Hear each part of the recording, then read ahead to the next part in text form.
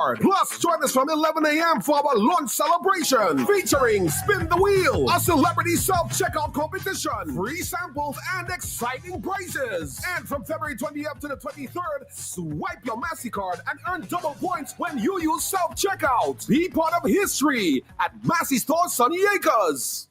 Shop with confidence at Quartz. Get the lowest prices guaranteed. Get appliances, furniture, electronics, and so much more. If you find a lower price on any other products elsewhere, we'll match the price. Plus, we'll give you back 110% of the difference. Shop with confidence only at Quartz. Bringing value home. Special conditions apply. Casualty 911, 10 a.m. to 11 a.m. with the consultant. Health is not merely the absence of diseases. It is your social, economic, physical, spiritual, and mental well-being. Just imagine you on 88.5 Sufre FM, talking, questioning, sharing your experience, information, education, entertainment, news, instructions, advice on diabetes, high blood pressure, strokes, menopause, AIDS, pregnancy, sex. Sex? Did you say sex? As prescribed, take your medication, exercise, and diet. On 88.5 Sufre FM, tell a friend, call your neighbor. Casualty 911 is on. Good morning, everybody, and welcome to a new edition of Casualty 911 on 88.5. I am your host, Fauhn Minvielle.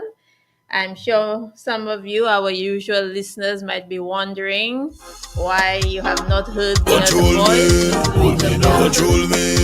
He's taking a short break from the program. Control me. Back at some point. So in the meantime, bear with me, be patient, enjoy my voice when you can. You do that to me. And You would so only you will have a hold wonderful me down. I can't believe welcome to our you do new that to me. listeners. It's always a pleasure to have you. Thank you for joining in. You Today control we me. have going to be speaking Control me. about Girl, you control today, me. but before we You get control to that me. Girl, you control me. lovely guest Control me. Girl, you about control me. You control me. however Girl, today you the hold first me. of March Hold me now. Control me. Hold me. World Hold me Heritage now. and Girl, I think you hold that's me. everything Hold me. to do with our Hold me health. now.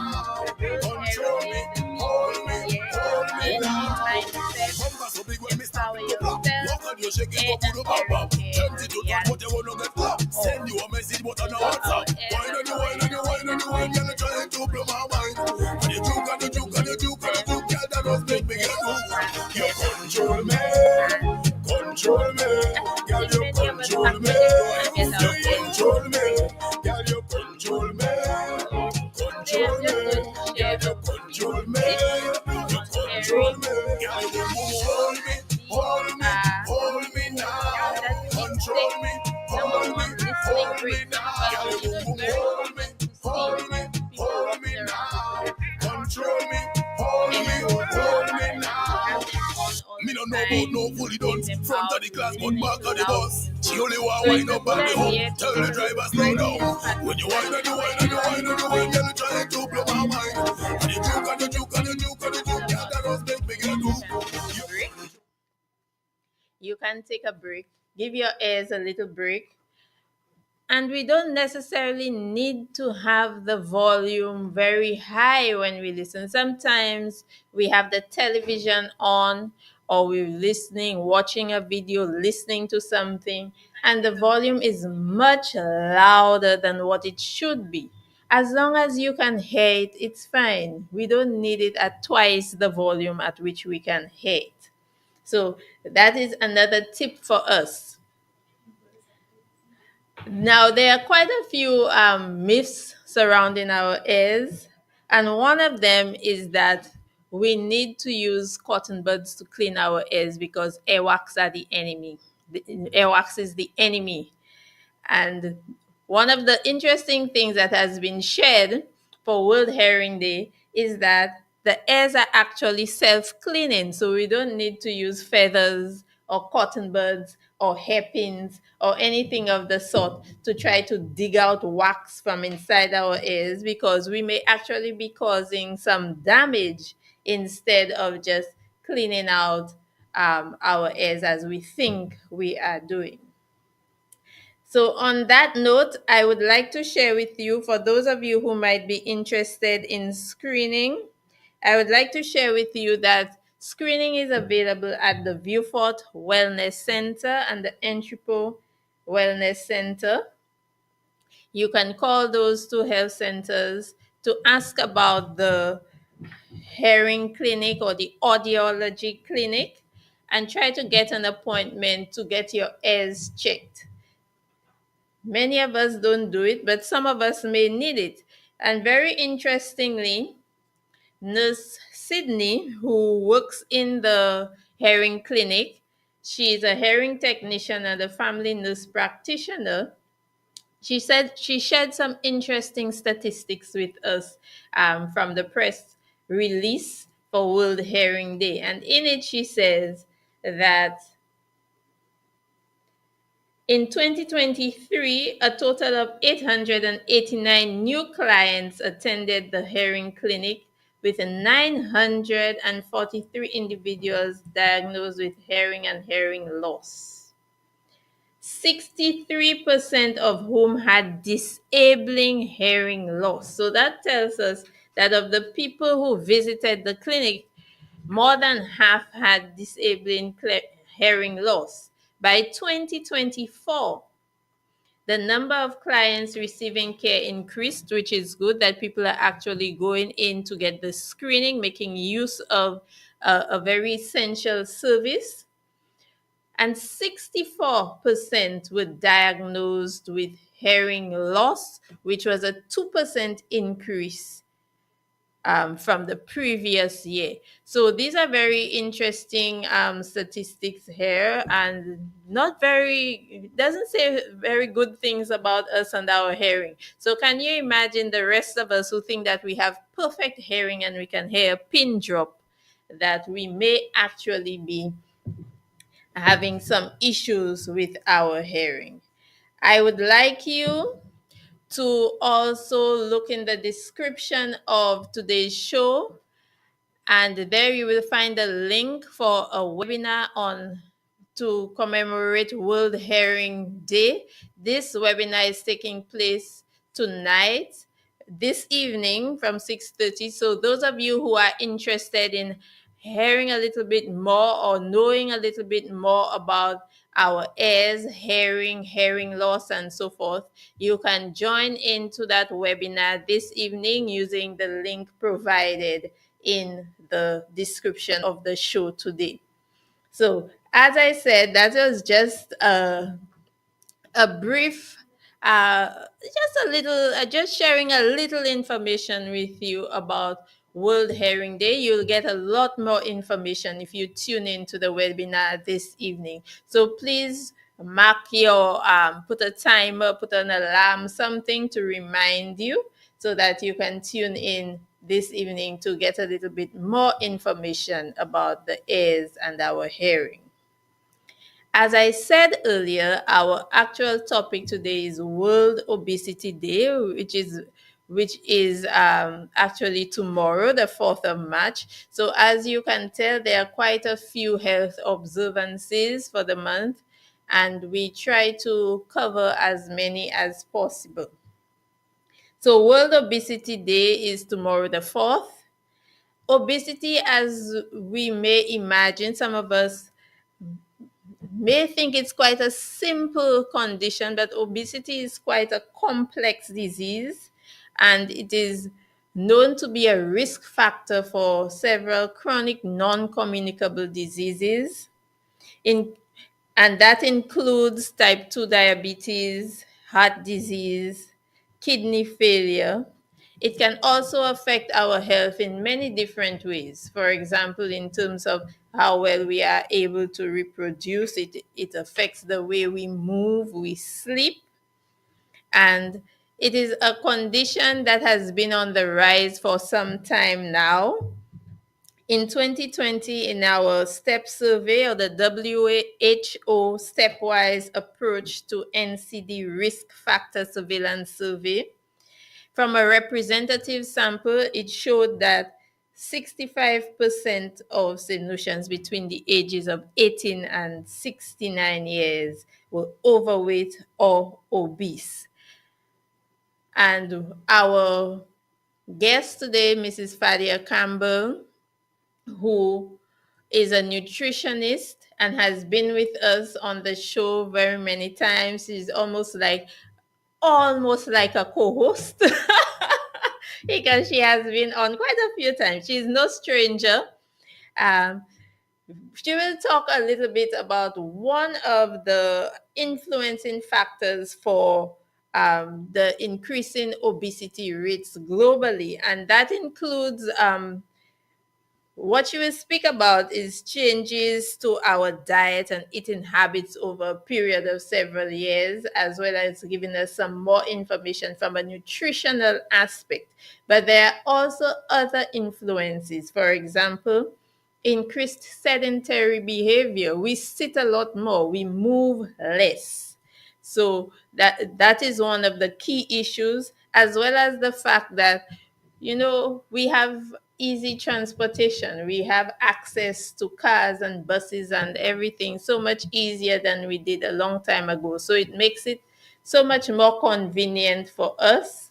But at the same time, we are losing out on the level of physical activity which our forefathers, our parents, our grandparents, and great grandparents had, and it was just part of their normal daily routine. So, welcome, Mrs. Fadia Campbell. We also have with us another guest, Miss Willia Simon, who is going to share with us some of her experiences having been a client with the nutritionist, and she will share with us, a part of her journey, what it was like, what motivated her, any challenges and so on that she faced along the way, what she found rewarding about that whole encounter with her encounters with the nutrition service. So Fadia, welcome. Okay, thank you so very much, Fauhn. And let me say good morning to all of you. Good morning to the listening audience and the viewing audience. Thank you for having me on this show this morning. All right, let me start by, just coining a definition for overweight and obesity, for those who may not know. And this is basically, it is an abnormal accumulation of excessive fat, right? And that presents a risk to health, right? And the way a person can know whether they're overweight or obese is by calculating what we call the body mass index. So it is a reference between your height and your weight. And if your BMI or body mass index is 25, it is considered overweight. And anything above 30 is considered obese. And I'm glad you made mention of the STEP survey as it relates to the prevalence of obesity for us right here in St. Lucia. And imagine 65% of persons are overweight and obese. And even when you look at it as it relates to gender, let me see if I can get the statistics, just to put it in perspective. So 65% were overweight and obese, and you had 50% of men were overweight and 76.8% of women were obese. So these figures are alarming, and we definitely need to do something about it. What you asked earlier as it relates to the influences, there are various influences that may cause overweight and obesity. And that includes our diet, what we choose to eat. That includes a sedentary lifestyle. That can include other lifestyle habits such as alcohol consumption, excess alcohol consumption, and excess intake of calories like sugar, fat, etc. So these are some of the influencing factors that may contribute to overweight and obesity. So, in terms of nutrition, very often when we have reached a certain weight, we are considered overweight or obese, you'd find people try to lose weight. And what you will hear is that nutrition plays a much bigger role in maintaining a healthy weight than physical activity. Physical activity is important for many reasons, for maintaining weight, for maintaining our range of motion, our flexibility, for building our muscles, and all of that. And all of that helps to reduce the risk of chronic non-communicable diseases. However, today, since we will be speaking about nutrition, I would like you to share with us, in terms of our eating habits, what are some of the issues as it relates to how we eat and what we eat that can actually contribute to the level of overweight and obesity that we are seeing? Notwithstanding that some people probably heard the 76.8% and think it's a ladies' problem. It's not only a ladies' problem, the men are catching up very quickly, and so it is something for all of us and throughout the lifespan, because we did not share any statistics as it relates to child obesity. However, we do know anecdotally even that there are quite a few children who are overweight and obese. Yes. So let's talk a little bit about how the food we eat and how we eat affects our weight. Okay, so again, um, the food we eat, the quality of the food plays a pivotal role as it relates to overweight and obesity. So we can examine our dietary habits. On a daily basis, what do we choose to eat? The quality, as it relates to the quality of food. The quantity also matters as well, because don't forget that the main cause of obesity is thought to be, overeating, which leads to chronic positive energy balance. So as long as your intake or your input as it relates to the food that you take in is greater than your output in terms of regular physical activity and exercise, the result is going to be overweight or obesity or weight gain.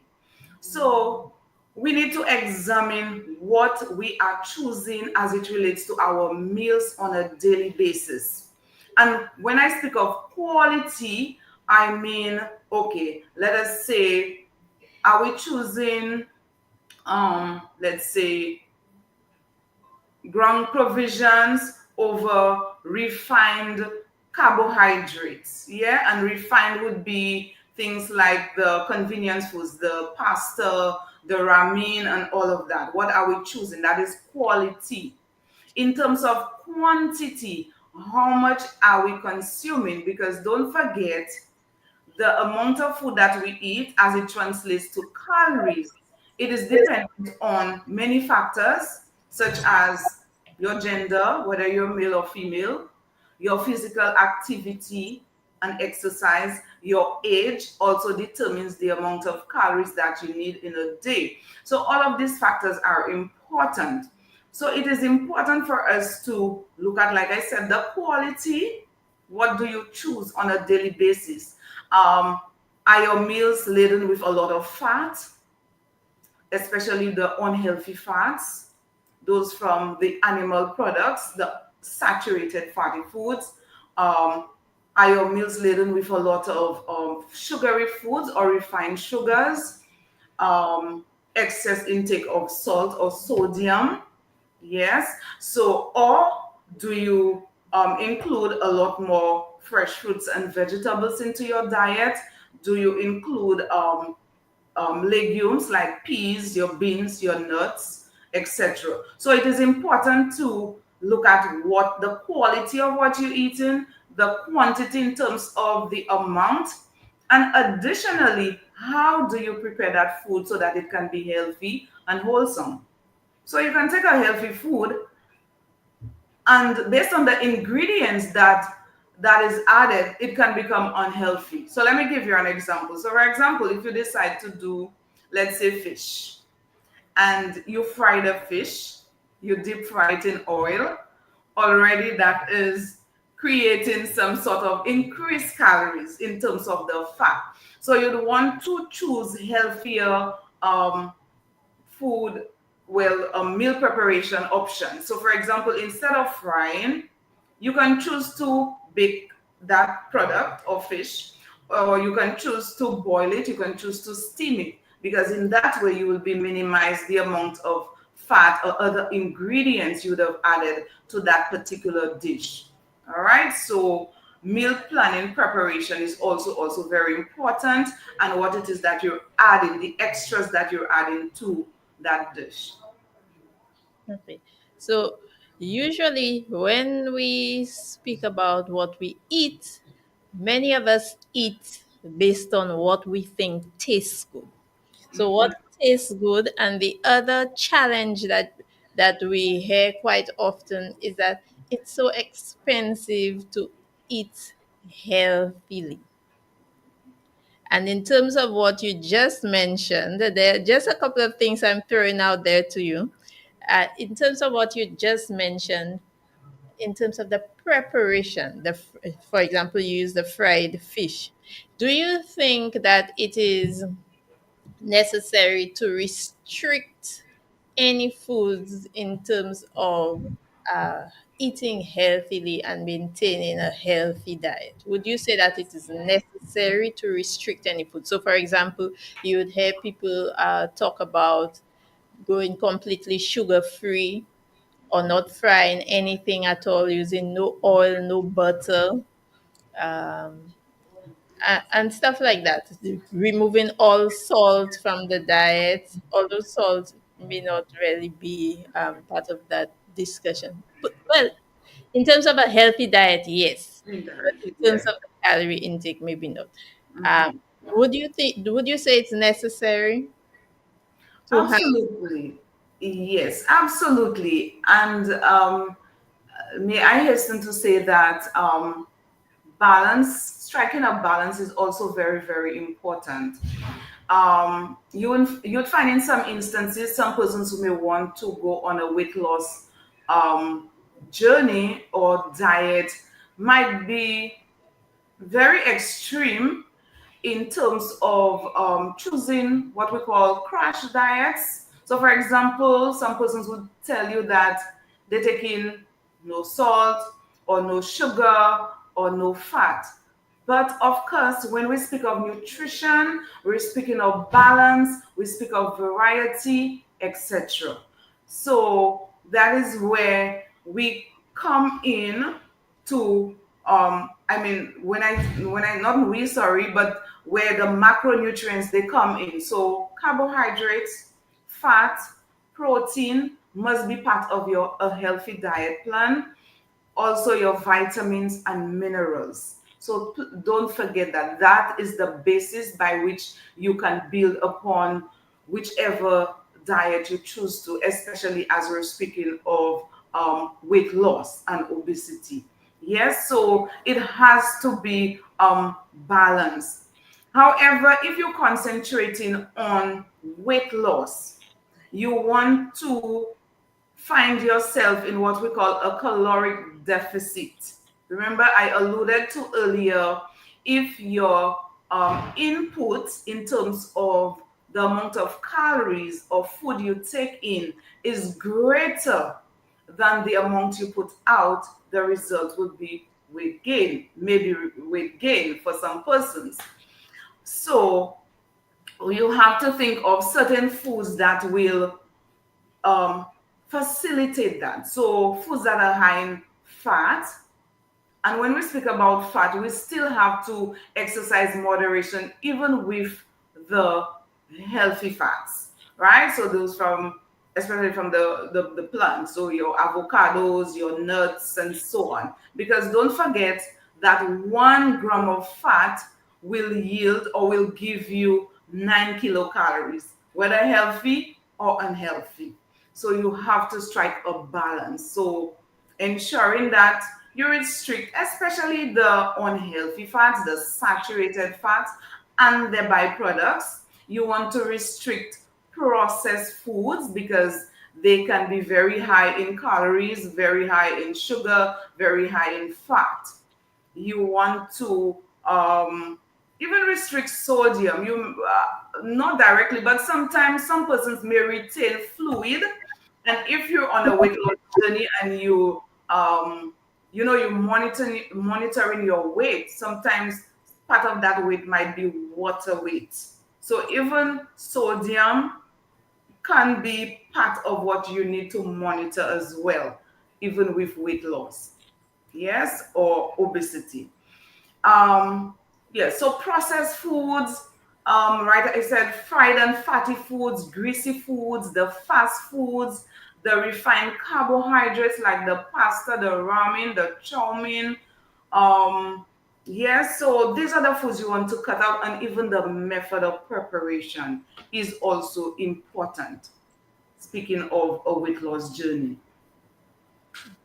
So, in terms of portioning those foods, how would you, I mean, how would you encourage people to eat? Because if you look at our normal plates at home, usually we have very large plates or we have bowls. So, some of us eat in bowls and we eat a lot. Is there any specific general guideline that you can share with us in terms of what a healthy breakfast or lunch might look like? Okay, yes. So as it relates to choosing the foods and whether there are any standards. So I would encourage persons to choose foods that are low in calories, low in fat. So there is this little strategy that I normally use in terms of the plate. So let's say you have a 9-inch plate. What I encourage, How to measure their plates today? or there is another trick to it. You might want to choose a smaller plate. So by in choosing a smaller plate, that would allow for less food on that plate, right? You choose less food. However, um, your plate, possibly the 9-inch, what I encourage, so for example, let's say lunch, encourage the use of vegetables, right? So vegetables, they're low in calorie, full of vitamins and minerals. So you want to always know that you have your vegetables, whether it be the cucumbers, the lettuce, the tomatoes. You maybe want to steam it as well. So some carrots, some Christophines, string beans, some spinach, etc. So you want to know that you have, let's say, about half of your plate with vegetables, and the other half of the plate you want to divide it into three. So you would have your carbohydrate, and I would encourage the use of the complex carb. These foods, they contain fiber, and fiber is important with weight loss as well. So the complex carb would include our good old ground provisions, sweet potatoes and yam, and dashing, bananas, etc. If you do rice, let it be a very smaller portion, or if you do the refined carbs, because the reality is some people, that is what they have, right? So if that is what you have, I would encourage you to use less of the refined carbs and try to load up more on the peas. So don't forget the other side of the plate, you add in your carbohydrates, you add in your protein. So animal protein would be whether it be the fish, the chicken, whatever meat you choose, but in a small portion, small amount. And the other part would be your legumes or peas or beans. So you want to have more peas or beans if it is that you can't have, let's say, the provisions, or you do not have enough vegetables. So you want to create that sort of balance and variety. It is not just ground provisions and the meat. No, let us create a sort of balance on that plate, so that you can, you know, get your weight down or obtain your goal by eating variety, eating balance, and of course, trying to lose the weight. Yes? So, what encouragement or what suggestions would you have for those people who say that vegetables are very expensive, healthy food is very expensive? Are there alternatives? Are there strategies that can be used to get that right mix without it being too much of a financial challenge? Yes. I mean, suffice it to say, yes, vegetables are expensive. Yes, absolutely. However, what we encourage is to eat the foods that are in season. So, what do we have in season as it relates to vegetables now? What do we have in season as it relates to fruits? What do we have in season? That doesn't mean you have to have a variety of vegetables. So, if it is just one type, if it is the spinach that you're able to chop and add to maybe the one pot, or add to the peas, or if it is just the pumpkin that you have at the moment, you can make use of that. So if you can't have two, three, and four types, because don't forget these foods, they come in from the same food groups, they are different, right? So vegetable group, you have a whole set, your dark green leafy vegetables, your yellow vegetables like your carrots, your squash, your pumpkin, etc. So you can choose one or two from each group. So at least you can create that sort of balance. Additionally, there are certain other little dietary habits that do not require money and that would lead down to weight loss. So, for example, even restricting the total amount of sugar, added sugars to your diet can actually help you to lose weight. So, for example, if it is that you're somebody you like to add 2 teaspoons of sugar to your coffee, you can start by cutting back. Maybe add one or maybe one and a half. And then you can gradually, wean yourself off sugar. Because sugar is a big facilitator for weight gain.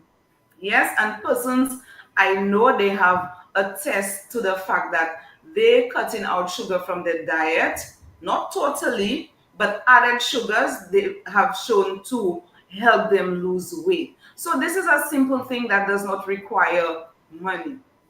Additionally, cutting back on fatty foods, so butter, cheese, the like I said, the fried and fatty stuff. These are things that actually, these are habits that you can, adopt from day to day and would also help you with your weight loss journey as well. Consuming water. Sometimes we feel we need to eat, but just consuming water, and there are times just that our bodies need water, It's not that we're necessarily hungry, but just by consuming more water would actually suppress your appetite and would, reduce the urge for you to say, let me grab a snack. Yes, so simple dietary habits can actually help you with weight loss, apart from, of course, the meals that you have to choose and to provide balance. And also for maintaining a healthy weight, I just want you to touch a little bit on creating healthy habits for children. Okay, that is a very good question. Very interesting. Yes, because we need to, as parents, as the gatekeepers for children, we need to create, healthy habits. And that starts very, very early. So you would appreciate how a mother is going to breastfeed the baby, and we encourage exclusive breastfeeding from birth till 6 months. And after the 6 months, we encourage the continuity of breastfeeding. However, at 6 months, that is where the parent would introduce what we call complementary foods, and that is a critical period, and persons don't recognize that that is a critical period where you're actually going to introduce food to a child. And that is where the habits start, the eating habits. So you do not want to introduce salt too early for a child, sugar and fat. And these are our three problems, three main issues: excess sodium or salt, excess sugar, and excess fat.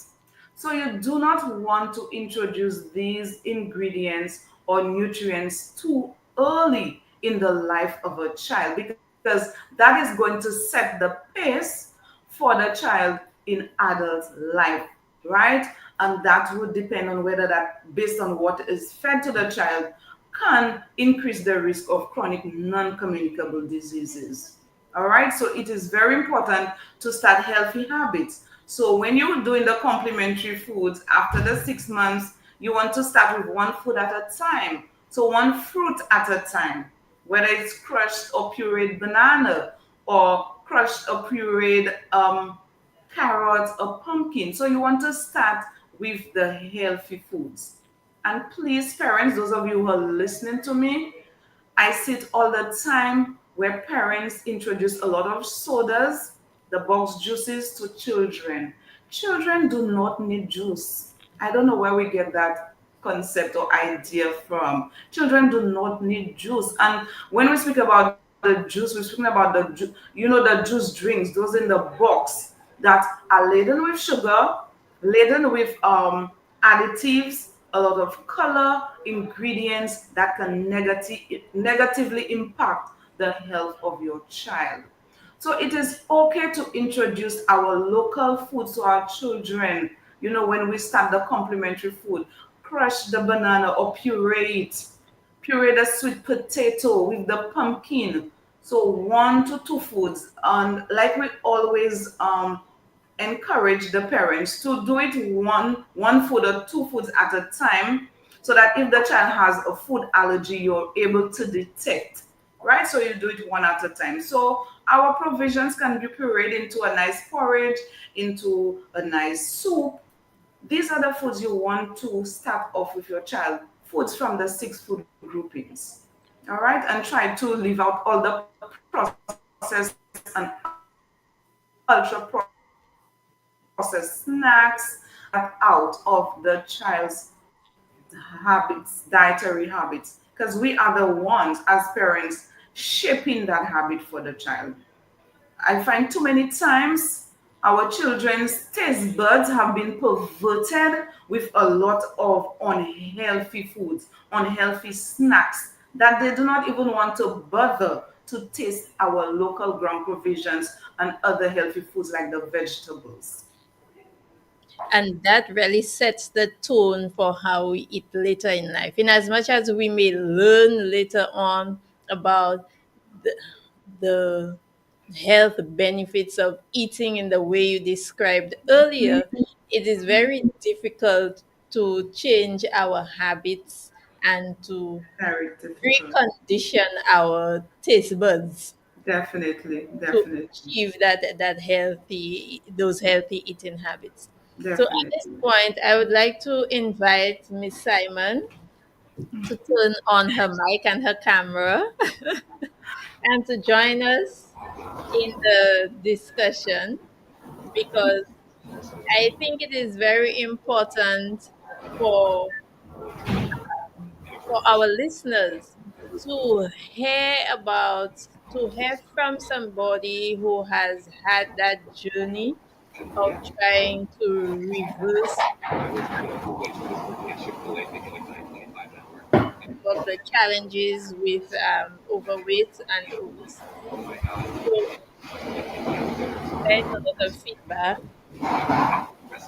Miss Simon, can you hear me? Yes, I can. Would you like to turn on your camera? I would prefer not to turn on my camera. Sorry. Okay, that's not a problem. Okay, so today I just want to welcome you to the Casualty 911 88.5 program. Thank you so much for agreeing to join us. I know many people are a bit timid about speaking about their journeys as it relates to health. So I am very appreciative of your decision and your willingness to join us on the program. Well, thank you for having me. So, would you like to share with us what your experience was like? Why did you go into to the nutritionist? What motivated you to take on that challenge of adopting a healthier lifestyle as it relates to the way you eat? Well, I was referred to Miss Fadia by another doctor because of another concern that I had that I did not know was weight related. So I Oh, would say regarding how I felt about going to a nutritionist, at first I was a bit anxious, but I feel like that was the right choice at the end of the day. I feel like that after the second appointment with Miss Fadia, I feel like that should have been a decision that I made on my own. And I would just say I was a little bit anxious because I had tried losing weight before, but I was unsuccessful, and I thought the same thing would happen. But I would say that that should have been something I did a long time ago, for sure. so were you anxious that so from what I'm hearing, you were anxious that you would have failed, that Yes. you would not have been able to achieve your goals. Mm-hmm. But were you aware? Did you know about the nutritionist before you were referred? I did not know. I don't think I knew. No. Okay. So when you heard about, when the doctor asked you to see her, did you immediately try to go to get that appointment, or did you wait? How did you react? Mm, well, I think the appointment was set up right then at the first doctor. Mm-hmm. So I think it was I just went I'm not somebody who usually goes to doctors a second time, a third time, a fourth time. But with my Miss Fadia, it was really easy because of just how nice she is, how encouraging she is. So I feel like that alone was something to make me continue going back and not having an issue with following up. Okay. So I want you to try to remember your first appointment. When you walked in, what did you expect the nutritionist to say or to do? And were you surprised by what actually happened during that first appointment? Well, I knew that I had some excess weight that I had to lose, but I wasn't expecting the weight she told me, honestly. Um, and I wasn't expecting her telling me that.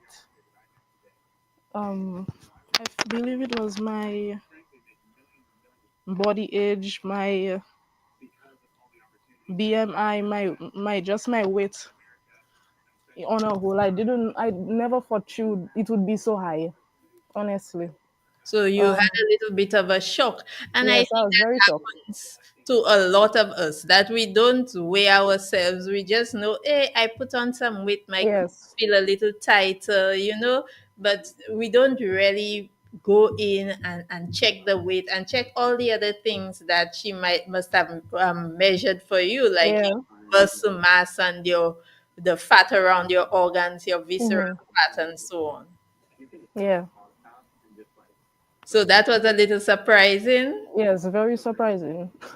Okay, so when you got that shock, did you think that you'd be able to manage to get it under control? Well, like I said, since I tried losing weight before and I wasn't really successful, I honestly thought I wouldn't be able to. But I did it. Thank God. And congratulations on that. You're ahead of a lot of us, Yes, thank you. myself included. I'm very much looking forward to. I'm supposed to have an appointment with the nutritionist this month, so I'm very much looking forward to that. So, in terms of your follow-ups and so on, the guidance that you received from the nutritionist, did you find it difficult to follow what she asked you to do, her recommendations?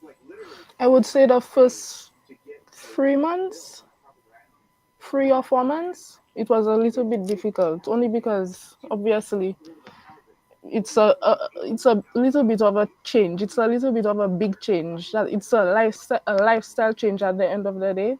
So I would say it was a little bit difficult through month 3, 1 through 4, I believe, That's a long because time. yeah, it's a long time. It's amazing that you stuck to it that long. So I would applaud you for that, because many of us cannot stick it out for that length of time. Mm-hmm. Yep. But month 1 through 3 or 4, I would say, was the hardest. Um, I would say more in terms of the diet. I would say it was a little bit harder. So what were some of the changes you made Mm, in terms of your diet? in terms of my diet, I would say limiting the amount of processed foods. Um, trying to include a vegetable in every meal. And a fruit every day. Uh, mm, reducing the amount of carbs like pasta, noodles, bread, rice.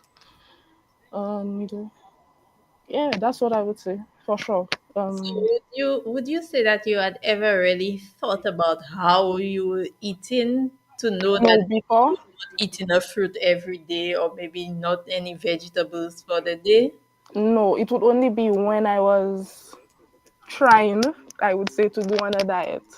I would really watch what I ate, but other than that, no. Okay. So that was a big change. Mm-hmm. And since you went through that month 1 to 4, you find it a lot easier now to maintain that type of eating habit? Yes, much easier, much, much, much easier. So what about the way you prepared your meals before compared to now? Would you like to give us an idea of probably a typical meal you would have had before and how it changed, how you have changed it, if you Well, can like remember? like Miss Fadia said, the fried foods are the ones that I feel like I eat the most. So going from the fried to maybe boiled or baked, I feel like that going from frying to another type of method, I feel like that. So instead of frying the foods, I would boil or bake, or I have an air fryer, so I would say even that, because you don't use oil for the air fryer, right? So Yes. I would say that as well. I don't really steam. I would steam my food maybe once in a while, but going from the fried to the bake and boil for sure. Okay. So was that just for your meats, like your chicken, your fish, and so on, or did you usually also fry things like maybe your potatoes and your Yes. fruit and stuff like that? So like let's say potato, I would fry my potato, fries and all that. I would do baked potato now, um, like steamed not steamed, oh what's the name? Like baked potato, Mm-hmm. um, what's the other thing? Oh no, I forgot. That's okay. Now, Fadia spoke a lot about portion sizes. Did you have challenges with the portion sizes as well? And how did you feel if you had to change your portion size? If they were large before and you had to make them smaller, how did your body adjust to that? I would say, like Miss Fadia said, honestly, going from a bigger plate to a smaller plate, I feel like that worked because I believe there was one appointment when she told me going from a bigger plate to a smaller plate, and I tried that and it actually helped. So I would say go to a bigger, going from a bigger plate to a smaller plate. I think that's a good idea. But in terms of how I felt or how my body adjusted, I think after, like I said, month 1 through 3 was the hardest. I feel like after a while your body gets used to it. So I would say it's not something that you get used to it after a while. It's not like how we say nutrients like to say we'll get gas Mhm. if we don't eat our big plate of food. Well, Mhm. so your body adjusted, adapted to that, and you don't feel, do you feel like you missing out and that you having gas? As we like to say, we always say we have gas when we don't eat. No, because another thing I do is before any meal I eat, I drink a glass of water. So I would say I get even like more full before I even start eating. So no, I wouldn't say I had any gas or anything like that. No. Okay, so you have quite a few strategies that you are using that have been successful for you. Hmm. What do you find to be the most rewarding part of that whole journey? The most rewarding, I would say, is having more energy. I don't get burnt out as much as I used to before, as quickly as I did before. And I would say just seeing yourself transform and becoming more confident in your body, I would feel that's the most rewarding part. Just seeing how good you are, how good you look, sorry. And yeah, for sure, I would say that's the most rewarding part. So you had a confidence boost and an energy boost, Hmm. Yep. and we can all use some energy. So apart from your diet, just as an aside, that apart from your diet, were there any other changes that you made? Because Um, usually when we start with a healthy diet, sometimes we just, because we're on that health journey, we make some other changes. Were there any mhm. other changes that you made? Well, I started working out at home, but I realized very quickly that I hated it. It was very boring to me. So I started going on afternoon walks, going on walk on the afternoons, or maybe 4 times a week, 5 times a week. And I would say that definitely helped for sure. So, in fact, starting off with the diet actually motivated you to include other healthy lifestyle habits, and Yes. that is what we really want for all of us so that we can live a healthier lifestyle. I really appreciate you sharing your experience with us. And is there anything you would like to say to our viewers, any words of encouragement, anything you think that could help to motivate somebody else apart from, I mean, your story is motivating as it is, but is there any other thing that you'd like to say or share with our listeners and our viewers? Um, if there's anything I would add is just